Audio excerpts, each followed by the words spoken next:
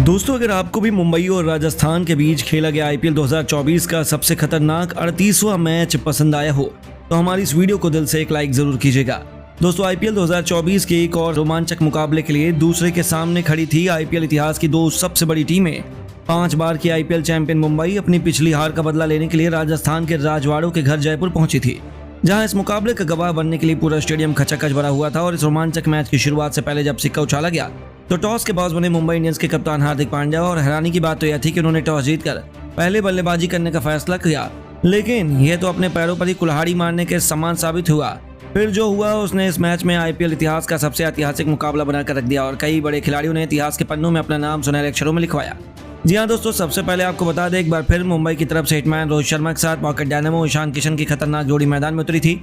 और दूसरी तरफ पहले ओवर में विकेट लेकर आए थे क्रिकेट को फुटबॉल में तब्दील करने के लिए मशहूर ट्रेंट बोल्ट, जिनका स्वागत ही रोहित शर्मा ने मैदान को चीरते हुए करारे चौके से किया। ऐसा लगा कि आज रोहित उनकी हालत खराब कर देंगे, लेकिन तभी ओवर की 5वीं गेंद पर वोल्ट ने रोहित शर्मा को अपने जाल में फंसा लिया और एक बार फिर बड़ा शॉट खेलने के प्रयास में रोहित केवल 6 रन बनाकर पवेलियन की शोभा बढ़ाने लौट गए। बहुत जल्द मुंबई को पहला झटका लगा तो अगले ही ओवर में संदीप शर्मा ने रोहित के साथ ईशान किशन का शिकार कर मुंबई इंडियंस की मानो कमरी तोड़कर रख दी थी, जहां संदीप ने किशन को खाता भी खोलने का मौका नहीं दिया। और लगातार पहले 2 ओवरों में ही मुंबई ने अपने 2 ओपनर्स खो दिए थे और 2 ओवर में ही मुंबई की टीम केवल 9 रन 2 विकेट के नुकसान पर बना पाए। अब तिलक वर्मा का साथ निभाने के लिए टी20 के नंबर 1 बल्लेबाज सूर्या आ चुके थे, जिनके कंधों पर मुंबई को एक बड़े स्कोर तक पहुंचाने की जिम्मेदारी थी। और तीसरे ही ओवर में बोल्ट को आड़े हाथों लेते हुए सूर्या ने एक के बाद एक 2 खतरनाक चौके लगाए और अपनी टीम को तेजी से आगे बढ़ाना शुरू किया। लेकिन दोस्तों, गरीबी में आटा गीला सूर्या जैसे बड़े दिग्गज भी संदीप शर्मा के सामने ज्यादा देर तक टिक नहीं पाए और चौथे ओवर की पहली गेंद पर संदीप ने सूर्या को चलता कर मुंबई को नेस्तनाबूद कर दिया, जहां सूर्या भी केवल 8 गेंद पर 10 रन बना पाए और केवल 20 रन के स्कोर पर मुंबई ने अपने टॉप 3 बल्लेबाजों को गवा दिया और मुंबई इंडियंस की पारी मुश्किल में फंस चुकी थी। अब नंबर 5 के पायदान पर तिलक का साथ निभाने के लिए मोहम्मद नबी को भेजा गया और पावर प्ले के आखिरी ओवर में मोहम्मद नबी ने अपने बल्ले का जादू दिखाते हुए आवेश खान का स्वागत खतरनाक छक्के से किया। वहीं उसके बाद एक के बाद एक 2 गेंद को बाउंड्री के बाहर चौके के लिए डिपॉजिट कर इन्होंने इस ओवर में कुल 18 रन बटोरे और 6 ओवर के पावर प्ले में मुंबई को 45 रन तक 3 विकेट के नुकसान पर पहुंचा दिया। दूसरी तरफ तिलक उनका बखूबी साथ निभा रहे थे और 7 ओवर में मुंबई ने 50 रन बना लिए थे। ऐसा लगा कि मुंबई की पारी पटरी पर वापस आ जाएगी, लेकिन दोस्तों तभी गेंदबाजी करने आए कलाई के जादूगर युजवेंद्र चहल ने मोहम्मद नबी का भी शिकार कर मुंबई के खेमे में मातम का माहौल पैदा कर दिया, जहां नबी 17 गेंद पर 2 चौके और 1 छक्के की बदौलत 23 रन बना पाए थे। मुंबई की पारी दलदल में फंस चुकी थी और अब यहां से निकलने की जिम्मेदारी 2 युवा भारतीय सितारों तिलक वर्मा के साथ निहाल वडेरा के कंधों पर आई थी। राजस्थान तो अभी से अपनी जीत का जश्न मनाने लगी, लेकिन तभी दोस्तों इन दोनों बल्लेबाजों के बल्ले की ऐसी आंधी आई जिसके सामने राजस्थान के अरमान मानो सूखे तिनकों की तरह हवा हो गए। निहाल वडेरा ने आते ही खतरनाक चौके से अपना खाता खोला और 9वें ओवर में तिलक वर्मा ने अश्विन को आड़े हाथों लेते हुए घातक छक्का लगाया। अब दोनों छोरों से इन दोनों ने बेनामी से राजस्थान के गेंदबाजों की पिटाई करनी शुरू कर दी और 10 ओवर में मुंबई को 72 रनों तक पहुंचा दिया। इन्हें रोकने का कोई भी प्लान संजू सैमसन का काम नहीं कर रहा था और यह तो तूफान के पहले की शांति थी। उसके बाद तो इन दोनों के शहरों में राजस्थान के हर एक गेंदबाज का बेरहमी से शिकार किया और ये दोनों एक के बाद एक चौके छक्कों की झड़ी लगा रहे थे। 12 ओवर में मुंबई ने 95 रन बनाए थे तो 13 ओवर में इन दोनों ने मिलकर मुंबई को 100 रनों के पार पहुंचाया और मुंबई की पारी को पटरी पर लाकर खड़ा किया। इन दोनों खिलाड़ियों ने देखते ही देखते 50 रनों की मैच रनिंग साझेदारी को अंजाम दिया। 14वें ओवर में निहाल वडेरा ने इस बार आवेश खान के धज्जियां उड़ा दी और एक के बाद एक 2 खौफनाक छक्के, एक खतरनाक चौके की बदौलत उन्होंने 14 ओवर में मुंबई को 120 रनों तक पहुंचाया। दूसरी तरफ से तिलक वर्मा का बल्ला दहाड़ रहा था और 16वें ओवर की पहली गेंद पर युजवेंद्र चहल को आड़े हाथों लेते हुए तिलक ने पहली गेंद को स्टेडियम के दूसरे स्टैंड में छक्के के लिए डिपॉजिट कर दिया और केवल 38 गेंद पर अपना तूफानी अर्धशतक पूरा कर लिया। उसके बाद तो निहाल वडेरा ने चहल को मानो करियर ही तबाह कर रख दिया और चौथी 5वीं गेंद को एक के बाद एक छक्कों में तब्दील कर इन दोनों ने मिलकर इस ओवर में 20 रन बटोरे और 16 ओवर में मुंबई को 151 रनों तक पहुंचा दिया। राजस्थान मैच से अभी से बाहर नजर आने लगी और मुंबई का सिकंजा साफ तौर पर नजर आ रहा था। हालांकि दोस्तों तभी मैच एक बार फिर पलटा। 17वां ओवर लेकर आए बोल्ट ने पहली गेंद पर निहाल वडेरा को आउट कर अपनी टीम को राहत की सांस जरूर दिलवाई, लेकिन आउट होने से पहले निहाल 24 गेंद पर 3 चौकों और 4 घातक छक्कों से सजी 49 रनों की दहशतगर्द पारी खेल गए और उनके आउट होने के बाद मैदान में कप्तान हार्दिक पांड्या आए। दूसरी तरफ तिलक बल्ला रुकने का नाम नहीं ले रहा था और हार्दिक ने भी आते ही बेहतरीन चौके से अपना खाता खोला। 18 ओवर में मुंबई की पारी 170 रनों तक पहुंच चुकी थी, लेकिन दोस्तों तभी हार्दिक पांड्या भी केवल 10 गेंद पर 10 रन बनाकर आवेश खान का शिकार हो गए। तो दोस्तों आखिरी ओवर में संदीप ने अकेले ही मुंबई की बाकी बल्लेबाजों को समेटने का मन बना लिया और पहली गेंद पर उन्होंने वेल सेट बल्लेबाज तिलक वर्मा का शिकार किया, जहां तिलक 45 गेंद पर 5 चौकों और 3 खतरनाक छक्कों की बदौलत 65 रन बनाकर वापस लौटे। तो दूसरी गेंद पर उन्होंने क्वेज़े का पवेलियन का रास्ता दिखाया और ओवर की 5वीं गेंद पर उन्होंने टीम डेविड का शिकार कर अपना पंजा खोला और उनके सामने मुंबई की पूरी पारी को तहस नहस करके रख दिया। अंतिम गेंद पर बुमराह केवल 2 रन पाए और 20 ओवर में मुंबई की टीम केवल 179 रन बना पाई थी और इस लक्ष्य का पीछा करना राजस्थान के लिए कहाँ मुश्किल था। ऐसा उनका मानना था। राजस्थान के लिए अपनी टीम को धाकर शुरुआत दिलाने के इरादे से जॉर्ज बटलर के साथ यशस्वी जायसवाल की खतरनाक जोड़ी मैदान में उतरी थी। जल्द से जल्द मुंबई को विकेट चाहिए थे, लेकिन इन दोनों बल्लेबाजों के सिर पर खून सवार था। पहले ही ओवर में जॉर्ज बटलर ने कप्तान हार्दिक पांड्या का स्वागत एक के बाद एक 2 खतरनाक चौकों से कर मुंबई को मुसीबत में डाला।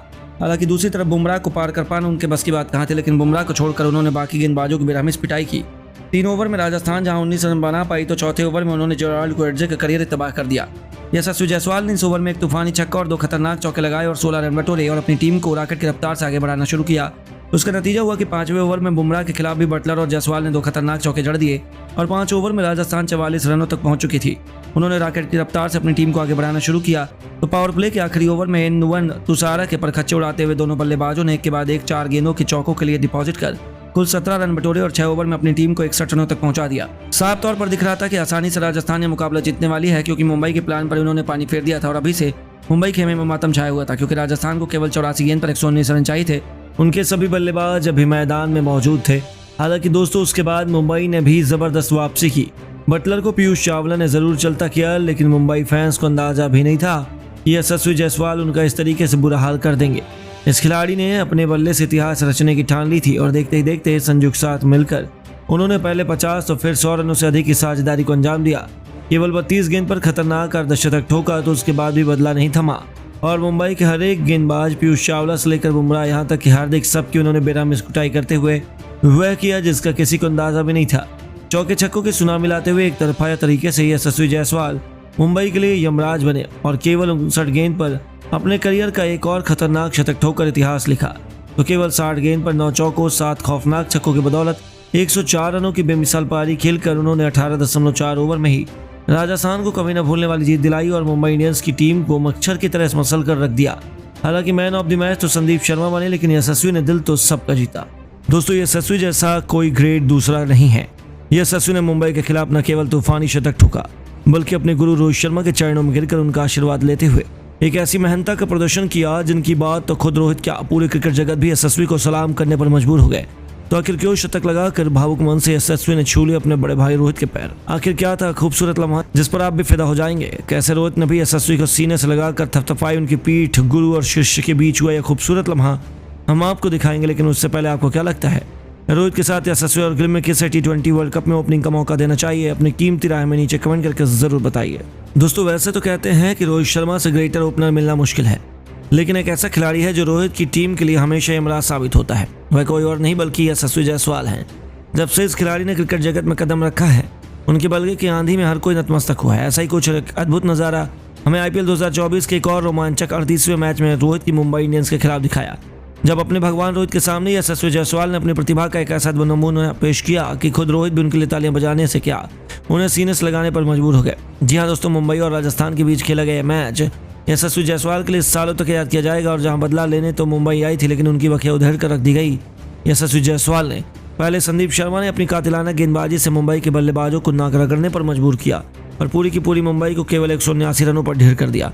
तो फिर अब बल्ले से तबाही मचाने की बारी आई तो मुंबई की कातिलाना गेंदबाजों पर यमराज का दूसरा नाम बनकर टूट पड़े यशस्वी जायसवाल और अपने बल्ले से ऐसी तबाही मचाई कि अंत तक नाबाद रहते हुए उन्होंने केवल 60 गेंद का सामना किया और इस दरमियान 173 के स्ट्राइक रेट से 104 रनों की बेमिसाल पारी खेलकर अपनी खूबसूरत पारी को उन्होंने 9 चौके और 7 खतरनाक छक्कों से सजाया था, जिसकी वजह से राजस्थान को केवल 18.4 ओवर में ही एक तरफा जीत साबित हुई।